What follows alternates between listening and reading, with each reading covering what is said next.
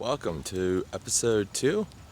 And today, since we're on the path of kind of going over how the agency started, I'd like to go over how we started from a point of bringing in new opportunities, right? Bringing in new sales.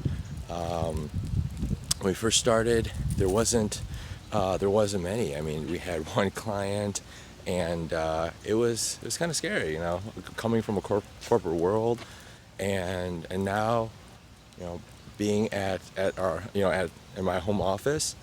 So it's like, what do we do next, right? So it's important that at that point I was talking to a lot of friends and family, and just trying to figure out, okay, how can I drum up more opportunity? So one of the first things one of my friends mentioned to me is like, hey, have you heard about a chamber of commerce? Like, what the heck's that, right? Well, it's an organization that focuses on helping businesses in the community. It's like, great. So at that point, I was going gangbusters, like just laser focus, going to as many of those events, signing up to meet with as many people as I could.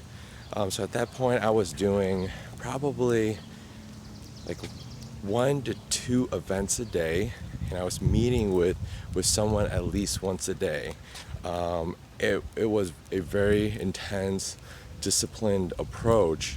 And for anyone that's looking and thinking about starting a new business, that's the level that I would recommend to spend, especially in the beginning, to really build that strong baseline for a business.